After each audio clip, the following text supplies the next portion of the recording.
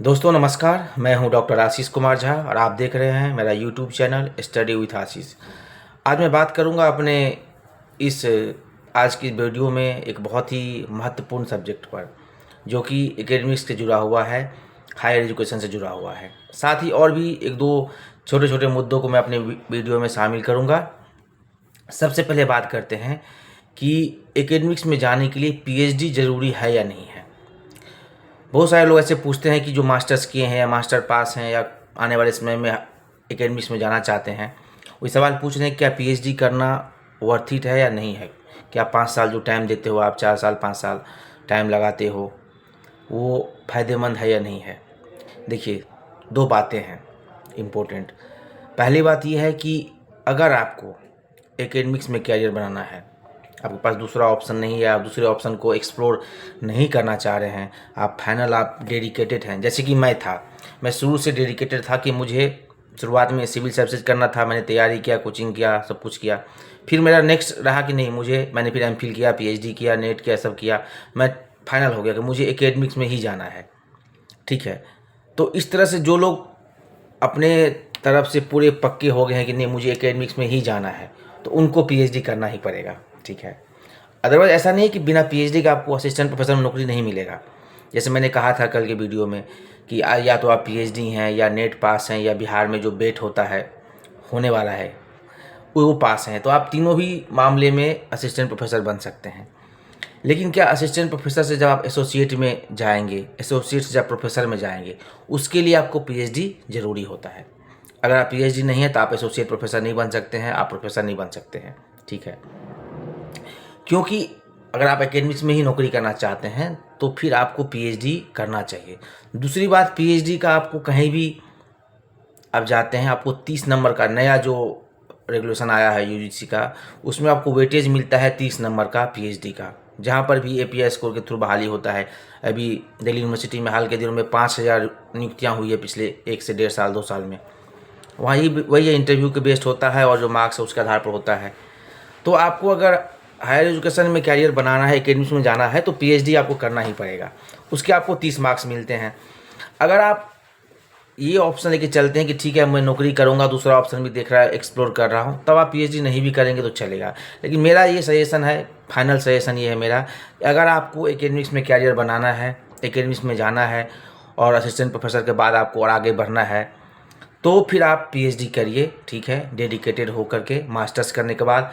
अभी तो बिहार में पेट का एग्ज़ाम हो रहा था, मैंने बताया था कल के वीडियो में कि अब बेट होगा, बेट के थ्रू कहीं भी आप एडमिशन ले सकते हैं। और 2021 के बाद जो यूजीसी का जो रेगुलेशन आया उसमें आपको पीएचडी सीरियस होकर करना पड़ेगा। आपने देखा होगा बहुत सारे लोग पीएचडी में एडमिशन लेके छोड़ देता, नहीं कर पाता है। पहले बिहार में पीएचडी करना बहुत ही सबसे ईजी काम था, पैसे दे करके 50,000 1 लाख में पीएचडी हो रहा था, कोई भी लिख रहा था, कोई भी कर रहा था। अब थोड़ा मुश्किल हो गया है।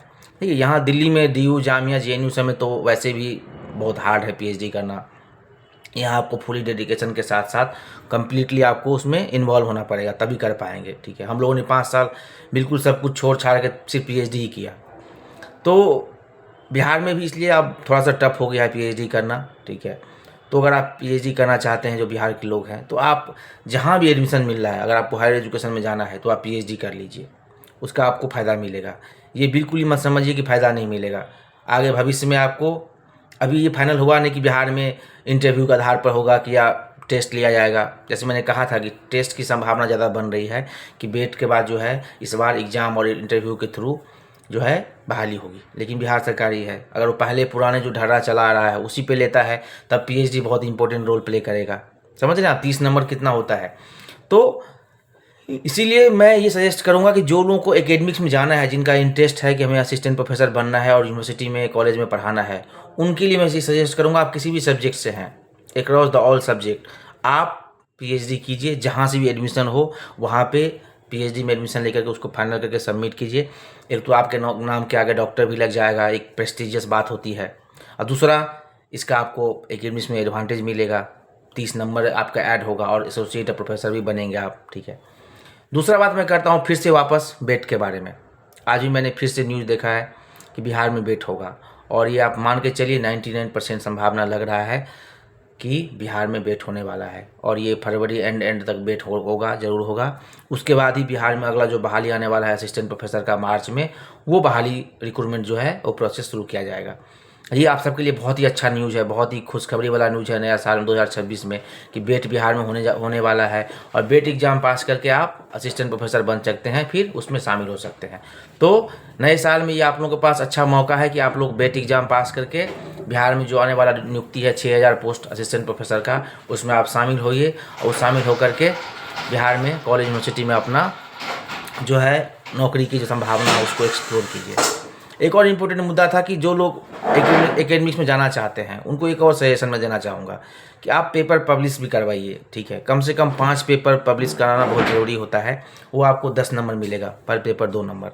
तो आप जहाँ भी आर्टिकल लिखते हैं 3000 वर्ड का आर्टिकल लिखिए, 3500 का आर्टिकल लिखिए वर्ड का, और उस आर्टिकल को आप कहीं पर भी यूजीसी केयर लिस्ट अभी तक था, पिछले साल हटा दिया है, अब पीयर रिव्यू हो गया है, स्कूप है, कहीं से भी जहाँ से आपको मन करे उसमें अगर आप मेरी कोई आपको मदद चाहिए तो मुझे आप कमेंट कीजिएगा, मैं आपको यहाँ से करवा दूंगा या आपसे बात कनेक्ट करवा दूंगा, अपना करवा लीजिएगा, ठीक है। मामूली फीस पर जो है वो पेपर पब्लिश हो जाता है। कई बार कई सेमिनार में आप पेपर प्रेजेंट करने जाते हैं, वहाँ से आपको फ्री में हो जाता है, पब्लिश हो जाता है। तो ये आप लोग एक्सप्लोर करते रहिए पेपर, लेकिन ज़रूर पब्लिश करवाइए, ठीक है। कल ही मेरा एक पेपर पब्लिश होकर आया है, मैं किसी अगले वीडियो में अपना पेपर जो मैंने पब्लिश करवाया है अभी तक 5, उसके बारे में बताऊंगा, ठीक है।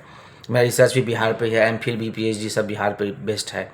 तो आप लोग को जहाँ मौका मिले आर्टिकल लिखिए, पेपर लिखिए, कोई अच्छा थीम सेलेक्ट कीजिए, सजेशन ले लीजिए किसी से और उसके आधार पर पेपर पब्लिश करवाइए किसी भी अच्छे जर्नल में।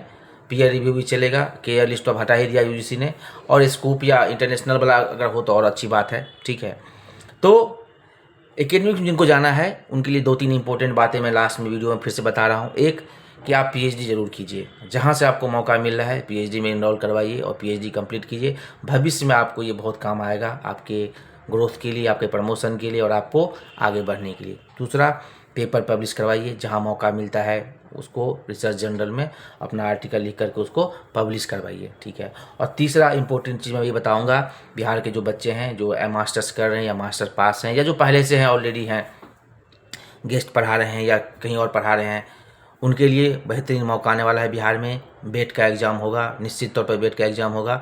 अब बेट का एग्ज़ाम पास करके आने वाले जो वैकेंसी है 6000 बिहार में असिस्टेंट प्रोफेसर का, उसमें आप लोग ज़रूर शामिल होइए। और जिसको जो भी कैपेबल है, जिसके पास क्षमता है, जो कर सकता है, जो जेन्युइन कैंडिडेट है, पढ़ रहा है, उसको मौका मिलना चाहिए। और जो फर्जीवाड़ा जो सालों साल से चला रहा है बिहार में, ठीक है, खास करके एकेडमिक्स में बहुत गहरे लेवल पर फर्जीवाड़ा है, ठीक है। एक आपको उदाहरण दूंगा, नाम नहीं बताना चाहिए लेकिन आप लोगों को पता होगा, अशोक चौधरी को नौकरी मिला बिहार में, मंत्री हैं बिहार सरकार में, पॉलिटिकल साइंस से, लगभग 55 साल के होने वाले हैं, उनको नौकरी मिला, 52-53 साल के हैं।